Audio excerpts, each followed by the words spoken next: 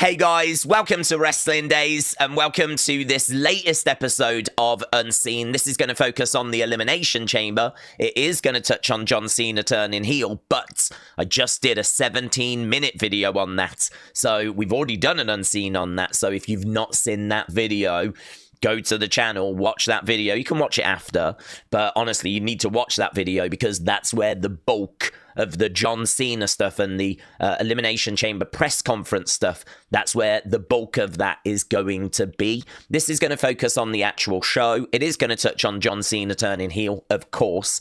And of course, we've got like community folders and all that kind of stuff, right? The usual stuff.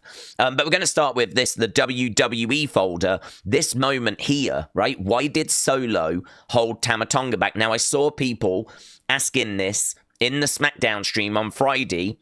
And the reason why we're talking about this is because it feels like Solo and Jacob are going to face at WrestleMania, but we don't know who's going to be the face. As of right now, all of these are heels, but I feel like one of them is going to have to be the face. I've been under the impression that Solo was going to be the face because it feels like Jacob's really moody, really off with Solo. He's like snarling at him. He was about to attack him, and actually Solo's been trying to help Jacob.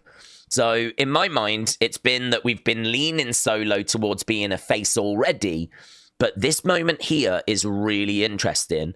This is Solo stopping Tama from going to the ring to help Jacob. He prevented Jacob from having assistance.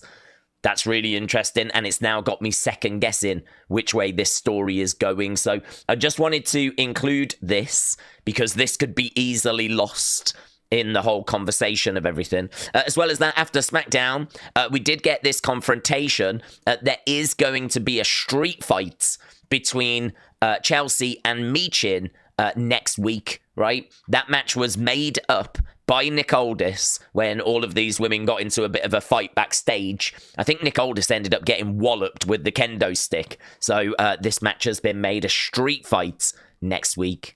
As well as that, after SmackDown, Solo Sikoa attacked Cody Rhodes. This was after Cody got given that truck and all of that stuff. Solo jumped into the ring, started beating down Cody. I think Cody went back to the ring after that segment to kind of thank the fans, but he got attacked by Solo. Don't know if that's leading to anything. Of course, we've had some pretty monumental moments since then with Elimination Chamber. So it's Kaz, thank you. Happy birthday, by the way. Patrick, shout out to you. So the 2025 WWE Draft is planned for after WrestleMania season is over. I'm not sure when WrestleMania season ends. Technically, I would imagine the Raw after WrestleMania is still WrestleMania season.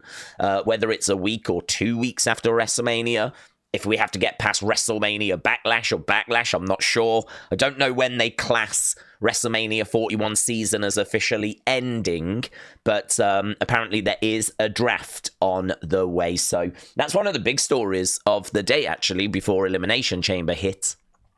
Elimination Chamber-wise, we've got a few bits to go through here. So this was just really cool. This was Triple H showing us the backstage area. So this looks a bit like Gorilla on the right.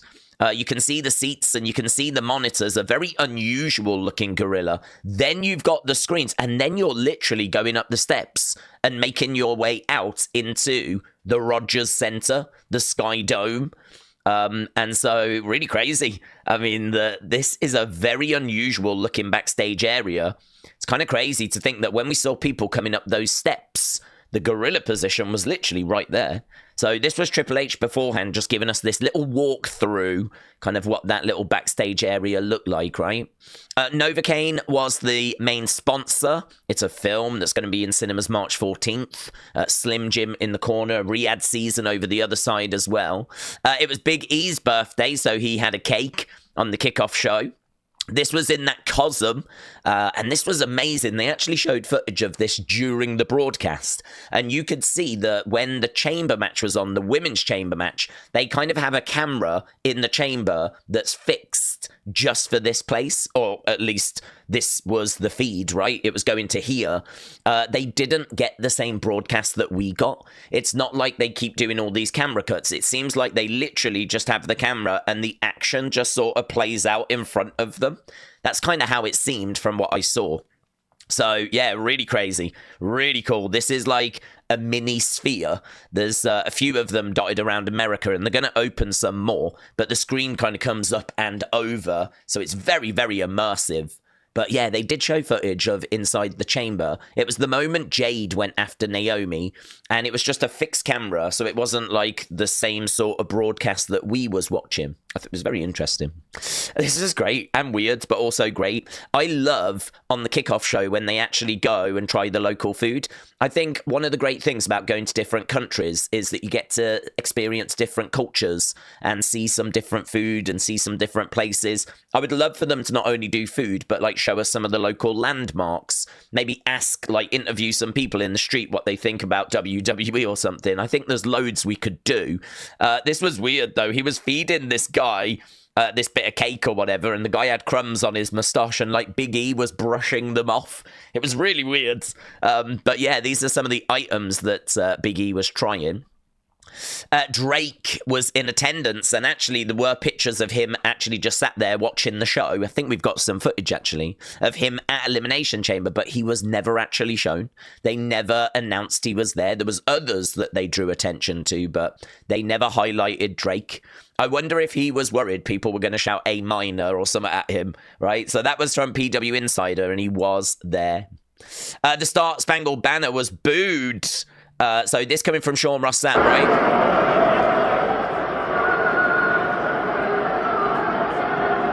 I mean, it is pretty loud. And then O Canada was cheered.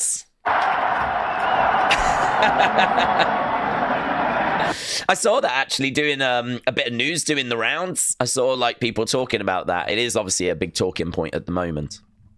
Right, so here we had Alexa. She came down with a new jacket. Well, might have been the same jacket, but it said Fiend Friends for Eternity.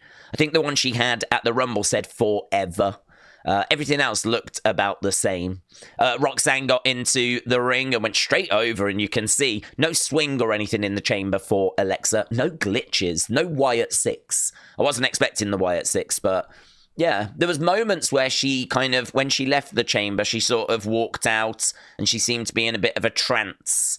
I mean, there's definitely moments where you can see everything's not quite right. But, yeah, we didn't go as far as we'd been previously with her, for example, where she was literally sat on a swing, right?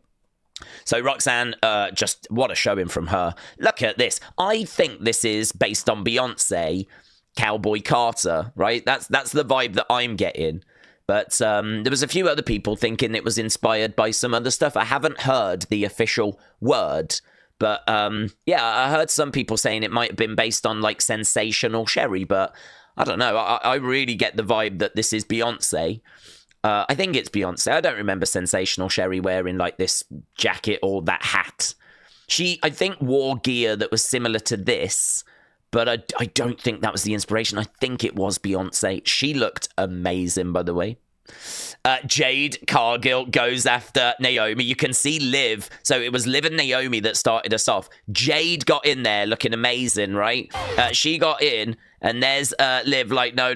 Boom! Going right after Naomi, and look at Bianca's reaction, right? Banging on the glass. No, on the plastic. And, yeah, she just couldn't believe what she was seeing, or at least she was acting that way, right? One of the craziest angles. Holy shiz. Pure perfection. Like, look, you can see her banging on the glass. Oh, man, and Naomi was getting murked as well. She was getting absolutely smashed. Boom. Getting thrown all over the place. And as soon as Bianca was out, I think she was the first out, which I was surprised at. She went straight over to see how, like, Naomi was, as Naomi was being, like, stretchered away. So, yeah, crazy. There's Drake, I believe, in the crowd. Drake in the crowds at the chamber. And that was weird because after Naomi and Jade had left, we just got this shot of Alexa. She had a hand on the plexiglass and she was like staring into the distance. She wasn't actually watching anything here, but she was sort of like flashbacking. You could tell that she was staring off like she was in a different place. It seemed like what she had just witnessed had triggered some memories. That's the kind of vibe I had. So she was fine after that. Then we had word that there was a new Jade shirt that had dropped in. It looks really good, actually. I mean, I can't say I'm not buying it. Let's put it that way. It looks really good. Oh, my God, the hair whip. Oh, my God. Let's see if we can hear it. Hang on. Oh, mate. Mate. I'm amazed it wasn't worse than this. That welt on Liv Morgan. I mean, I don't think it took much selling, to be honest. She was like proper, like really, I think she was feeling it, right? Liv Morgan, looks like they've actually got Bianca's hair kind of tangled up as well there. Liv Morgan eliminates Alexa Bliss. That's important because it's the second time Liv eliminated Alexa at the Rumble. She's now eliminated her in the chamber, and surely that means that she is now on Alexa's radar, right? Bianca Belair would go on to get the win, pinning Liv last. And then, of course, we would get this moment with Rhea, Bianca. There was Iyo, which I don't think Io's winning that match on Raw, right? But it's good that they still had her involved because it could be her, couldn't it? So Big Bronson Reed said, wow, that was a stellar performance from Liv Morgan and Bianca Belair. Triple H said, hell hath no fury, referring to Jade Cargill returning.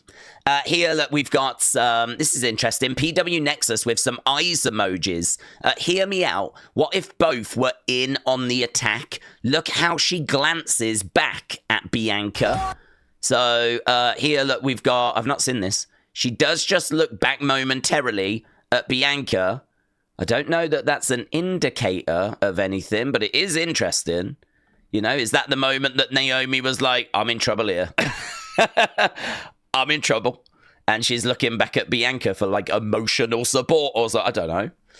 This is interesting as well. Liv saying to Bianca, it's all your fault. It's your fault. It's your fault. It's your fault. So, yeah, it's possible that Bianca might know more than she's letting on. I think Jade attack was not just Naomi. It could be Bianca that was involved too. I didn't notice, but Liv was saying it's your fault. So, Trish, thank you. So, that was our first one. I mean, obviously the big news, the return of Jade, Bianca winning, and I would say Alexa being eliminated by Liv. Good showing from Roxanne. I think Liv might have been the MVP in that match. And honestly, it was really, really good. You lot scored it. A great score. You said it was great, 76%. This match you wasn't as hot on. You said this was good, 92%. So we really took a step down. Trishy and Tiffy, right? Here was Nia and Candice. They did show Cody back, like looking a little bit nervous. On his shelf behind, there was like a Dusty Rhodes figure, picture of the family, and I think a Pro Wrestling Illustrated award on the shelf in the background. This was a straightforward match. I mean, honestly, there wasn't much to it. It was a win for Trish and Tiffy. They also announced the attendance was 38,493. Here's Triple H, a legendary performance from an intergenerational talent in Trish Stratus. Check your watches. It's still Tiffy time. There's a moment which I don't think I'll be able to find just before the finish of this match. Trish is actually down in the corner over here, and Tiffany's going over to, I think, start the finishing sequence. It's right at the very end. Right at the very end. And Trish is like down in the corner here, and for no reason, or at least a reason I can't tell, Tiffy actually kicks or just sort of knocks Trish out the ring, and I don't know why she did it. She was just lying in the corner and she just sort of went over. And I don't even think she was thinking or something. She just wanted to clean the ring out or something. And so she just kind of like gives her a little kick to like help her out the ring, even though she was just lying there selling. I don't really know why Tiffany did it. So, I mean, we know that she was a heel for a long time. I don't think it's a sign that she's going to be turning heel or anything like that. It was just a weird little moment, which I wish I had the clip for. But if you go back to Elimination Chamber, look, just before Tiffy gets the pitch, she does go over and just give Trish a little kick out the ring. Right, so that match probably, you know, was a bit of a down, but this certainly was not. You lot scored this on our watch-along all-time 57%. I mean, it's one of the highest-rated matches our community has ever rated. So referee was in normal attire like me, dressing like me. He's clearly been inspired by this channel. And he was wearing gloves as well. Michael Cole was name-dropping Kevin Steen and El Generico. So, yeah, we had the hockey stick being introduced. There was this moment where Kevin was biting Sami. It was actually biting him on the heads. They were fighting in the crowds. Great moment where Kevin was planted through a table and then planted through another table onto the concrete floor, right? They were brawling all the way back to the ringside area. We had 2 tables set up here. There's Kevin using the ring bell. And this spot was insane, man. So here, look, got pushed to the outside through those tables. So Sami pushed to the outside through those tables. Referee got haluva kicked. Another referee came down. He only counted a 2. Kevin Owens knocked him out, right? Metal Mama said the ref's not doing so well. Then we had this amazing moment where Kevin went face first into this barbed wire chair. Probably not real barbed wire, but even so, it looked really good. And then a blue thunder bomb onto it as well. I mean, it was just crazy, but it was a win for Kevin Owens in the end. He was powerbombing Sami on the outside onto the edge of the ring. He would go on to secure the victory. So much praise for this match. And then Randy Orton came back. Don't ask me why he didn't come back a little bit earlier to help Sami, but he came back once the match was over, made his way down, started attacking Kevin. I really thought he was going to go after Sami, and then he was about to punt kick, right? 2009 Randy Orton was with us for a moment. I'm sure we will get a punt kick, right? He was about to unleash it, but then a load of people came down. Here, look, WWE Elimination Chamber, Randy Orton's punt kick no longer banned. I don't know if it's no longer banned because he didn't actually do it, but they have teased it, and it makes me think that it's going to happen. It makes me think that it will happen. So perhaps it is no longer banned. Adam Pierce said, I will forever regret letting them have this match. Adam, shout out to you. It was amazing. It really was. Triple H said, effing incredible. And he also had a lot of praise for this in the press conference afterwards. I think he said it was one of the craziest matches he had ever seen. So, yeah, he was really, really impressed. That then took us over to the men's chamber. And what was really interesting was it was reported in Fightful that Rock and Cody was actually going to be the 3rd segment. We were talking a lot about how that surely means there's going to be a big repercussion for the men's chamber. But actually, it ended up that the men's chamber was before the Rock and Cody segments. And it turns out that was always going to be the case. It turns out that the run sheet that was produced and handed out had it 3rd, but actually they've since found out that it was always going to be the case that Cody Rock was last. They didn't want anyone to think or catch on that there was going to be some sort of big kind of moment, you know? So if it was in the middle of the show, people would think like, okay, maybe we're not going to get something that big in the middle of the show. But, yeah, crazy. Logan came out with the Stars and Stripes. We all heard the reaction the national anthem got. So him coming out with this got a similar reaction, right? He knows how to get heat. Then we had John Cena. He came out, got a great reaction. Really good. Wrestlemania said the concept was apparently created by Triple H from a 2014 interview. I drew a square cage and I put 4 other squares in the corners, Triple H recalled. And I said it's 6 guys to start, and every few minutes another cage door opens. 1 more guy enters the fights. I thought it could be interesting. If the superstars involved have issues, then there's intrigue. So, there we go. That's apparently the concept of Elimination Chamber created by Triple H. Okay, Seth Rollins came down, and I don't know what we was channeling here, right? But then I never really know what we're channeling when it comes to Seth, but that's what he was wearing. Hit him harder.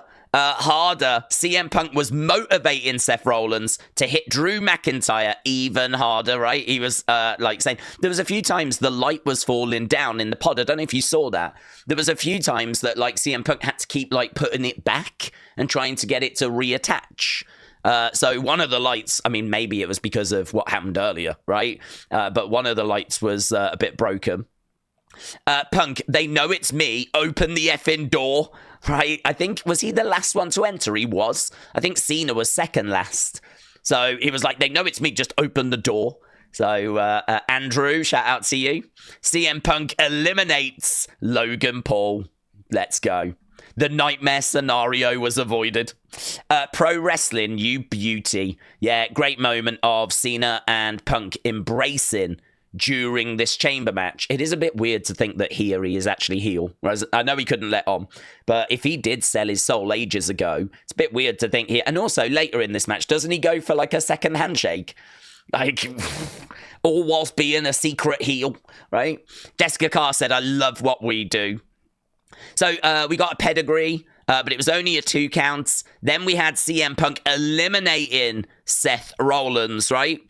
So that meant that we just came down to John Cena and CM Punk. That would result in a curb stomp, right? Seth Rollins hadn't left the cage. He ended up curbing CM Punk, and then CM Punk would get choked out basically by Cena. And what was really interesting was I remember saying at the time, I wonder if people are going to have an issue with this, because John has just capitalized there on, you know, the fact that CM Punk has just been curbed. Like, is that a babyface thing to do? Are people going to have an issue with that? Of course, we didn't know what was about to happen, right? But I remember talking about that at the time. So John Cena secured the win with, you know, great help from Seth Rollins. He stuck around, the chamber raised up, and here we've got Cody. He made his way down and he shook John Cena's hands. I wonder if he regrets doing that now. And we'll go to our final folder and we'll look at that whole John Cena thing, right? But not in the detail of the other video. That video has already been done, right?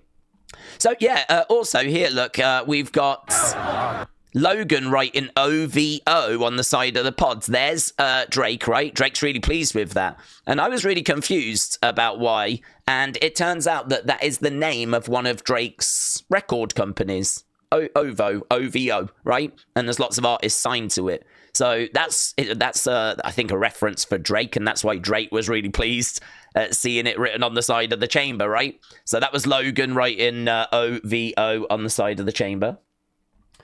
Right, let's go over here. As we said, we're not going to spend as long. The Rock came down with Travis Scott's. He got his answer, hey, Rock, go F yourself, which was amazing. Then we got the moment. I mean, I can't not show it. So here he goes over. Look at the look on Cena's face. There's The Rock, right? Here's Cena. Bang! And there we go. I mean, look at the faces. Shock, shock, shock, shock. So much... hand on the head, screaming out, shock over there.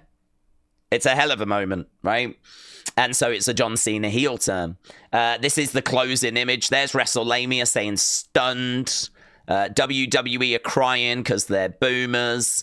And then we had this news. Contrary to rumors, Drew McIntyre was never planned to win the men's elimination chamber. Now, Dr. Chris Featherstone said he had heard that Drew McIntyre was going to win the chamber. And I feel a bit sorry for him, right? Maybe I shouldn't, but I do, because I think he is someone that had quite a bit of credibility in my book, right? He was someone that I really thought had sources and had access to information, and he was someone that I believed might not be top tier, but certainly not someone that's like, you know, just making stuff up. I don't know that he would gamble that. He had a good stand-in. I don't know that he would gamble that by just completely making it up. Like, you really are just throwing your reputation away. And that, I mean, this is going to really have big repercussions for him now. Because if ever I tell you, oh, this has come from Dr. Chris, everyone's going to go, wasn't he the one that said Drew was going to win the chamber, you know? So, I mean, I don't know. I don't know why he's done that, but that was the spoiler the other day. I said we had a spoiler, a potential spoiler, and we showed it, and it was that Drew was believed to be winning it, right? But here, look, Fightful Select just an hour ago, contrary to rumours, Drew McIntyre was never planned to win the men's elimination chamber match. And look, there's me going... This was interesting. So, Charlie, thank you. A few people have tagged me in this. Chris Van Vliet put this up. after, it's John Cena talking about how, I think, was it the second Rock match at WrestleMania 29? He was ready to turn heel. In 48 hours, he had new music. He had singlets, right? And this is interesting because is that what he's going to wear now? I mean, it's a long time since WrestleMania 29, in all fairness, so maybe not. But he's talking about how he had singlets. And he said everything was changing. If you're going to be heel, then I've got to do everything different to what I did before. I think a heel John Cena is going to change everything. It's going to be lazy. It's going to be about not working hard. It's going to be about cutting corners. It's going to be about cheating, of course. If he respected the fans, he's going to be against the fans. You know, whatever he did before, he will do the opposite of now, you know? And so it's really interesting, actually. So he was talking about how close they came for him turning heel before. He was talking about how there was a new theme in place for him. He was talking about how he had, like, singlets ready to go. And that his mindset was, okay, I'm heel now. That means that I do everything different to what face Cena would be. And so it just gives us an idea that this might be what we're going to get now with a heel Cena, right? Rock said Travis Scott, slapped the shiz out of Cody tonight, right? He also said Travis wanted to get his hands bloody. I whispered to him as we were going out, if you get your hands bloody, then make it count. So if you're going to get involved, if you're going to do something, then really make it look good, right? Make it look good. This is great. This is so good. Triple H's thoughts. That's a really good meme. That's a really good meme. So here we go. Look, originally, Cody Rock's segment was listed before Sammy Kevin, right? Sean Ross Sapp said, I reported what was listed internally. I didn't say it was gospel. Another outlet reported the same rundown before us. He's saying, look, I told you what the internal list said. If they want to change it, they can change it. But, yeah, I mean, word has come out since it was always going to go last. And that actually they really went out of their way to make sure this news did not leak.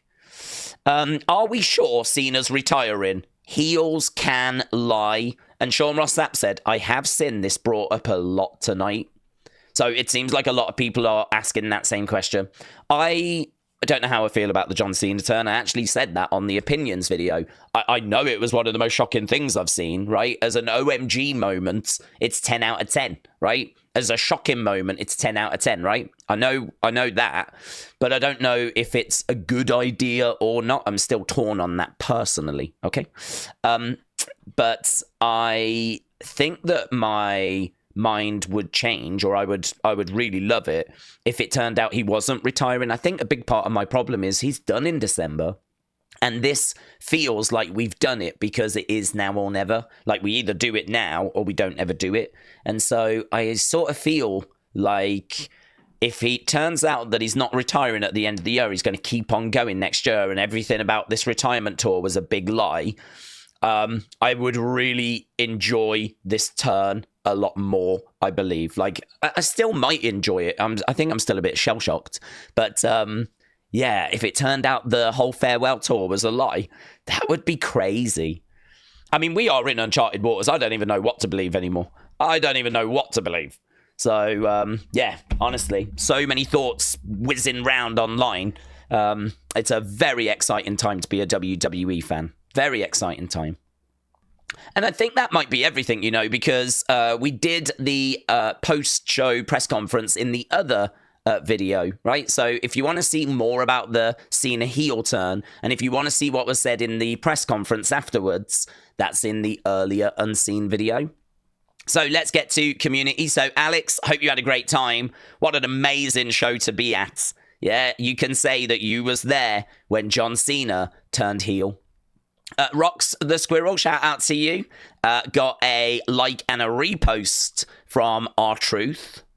Casper, shout out to you. Got a like from Carrion Cross. And Babs the Barbarian said, I've got some new figures to add to my collection. So we've got Finn Balor. We've got Tyler Bates. See if I can find the screen I need. There we go. There's Finn Balor. So we've got Tyler Bate. We've got Finn Balor. And were those the only two? I think they might be. So, yeah, very good. So, Babs the Barbarian, shout out to you, my friends. Right, the one thing I will just say in here, everyone's been talking about, seems a bit silly to not mention it, is the fact that The Rock, when he held up those 3 fingers at Bad Bloods, it is believed that that is connected to John Cena, who also has a very similar, like, hand gesture. And so it is believed that there is a connection there. And actually, you know, The Rock in that post kind of event press conference said that they have been playing the long game with this. He also said there was a chance that Travis Scott may end up getting involved in a match. Triple H also said that the women might end up main eventing one of the nights of WrestleMania, probably night 1, of course.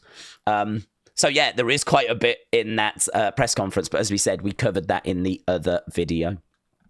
Right, let's get to the thanks. So Junkwax Obsessed, Brady, Metal Mama, Raymond, Wrestling's Biggest Fan, Chris, Sweet Chin Wrestling, Claire, King Yeet Newsletter, Bradley, Michael, Kelly the Wise Lady, Little Bit of a Fan, The Great One, Big Bam, It's Kaz81, Joel, Patrick, Wild Child Billy, Real Wrestling Fan, Jang Tae Sang, Babs the Barbarian, Las Vegas Mats, and I think there is a second one. The Great One, this is the one that dropped earlier, right? Matter, Kelly the Wise Lady, Patrick, and Wild Child Billy. A big thank you for all the support, for retweeting out the Unseens and watching and, you know, just showing the channel love. It really is appreciated. So, yeah, there should be another video that will drop on the channel later today. I'll be back later with another Unseen to mop up everything from today. I mean, there's just going to be so much reaction. But these couple of Unseens have just kind of mopped up what went down, some of the initial reaction, right? To what is one of the craziest shows and one of the most shocking moments we have ever seen in the history of WWE. So thanks a lot for watching. Appreciate the support. I'll see you again next time. Bye for now.